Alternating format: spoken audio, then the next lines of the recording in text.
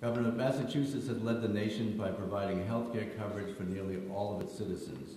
Coverage under the federal health care reform will not be provided in full until 2014. New taxes, however, under the federal plan will be collected by Washington in 2011.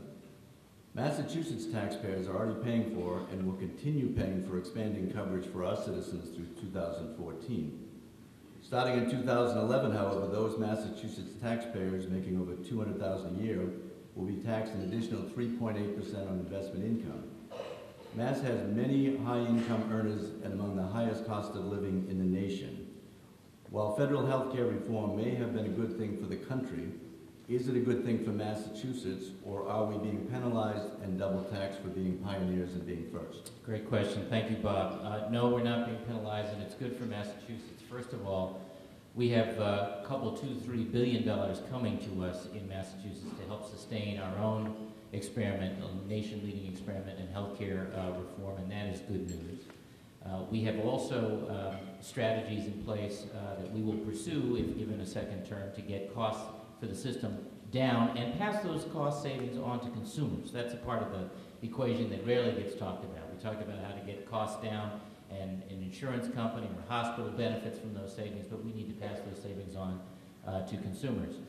We also, in other areas, have cut taxes. The capital gains tax has been cut in half here in the Commonwealth. The business tax has gone down.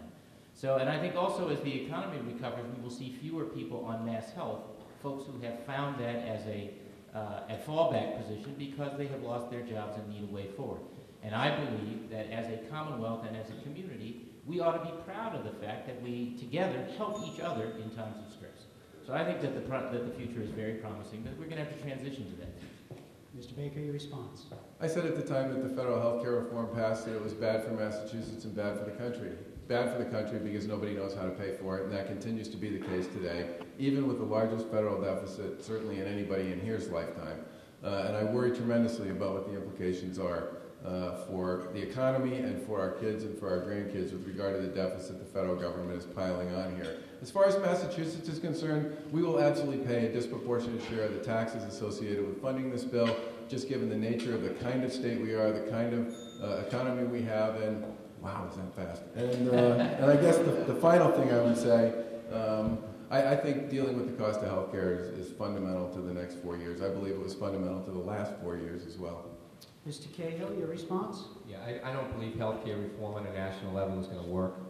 It is going to cost us more money. We should not be taxed twice. We're already being penalized. You said it wasn't a tax. Well, the mandate is a tax. And we're going to be paying twice. And we'll get less money from the federal government. There's no question about that. They have subsidized this plan tremendously over the last 4 years to keep it alive. Now that it was kept alive for the other 49 states, that money is going to have to be rationed out to those other 49 states. So it will be very, very difficult. I would not opt into the plan. If we could find a way to opt out and stay focused on what we have to do in Massachusetts to keep our taxes down and to bring the cost of health care down, then we can grow jobs, but not before that. Mr. Patrick? Well, sometimes I listen to my colleagues here and I wonder where the can-do attitude of Americans has gone to. I think we can do this. I think we have done it here in the Commonwealth, and the great good news of our own experiment in healthcare is that the broad coalition that came together to create it in the first place has stayed together to make adjustments as we've gone along. That's important. There's a lot of concern about the deficit at the federal level. I share it, although I noticed that hardly anyone else here on the panel, save me, spoke up while we were running 2 wars on a credit card. The deficit is not new and not because of health care reform.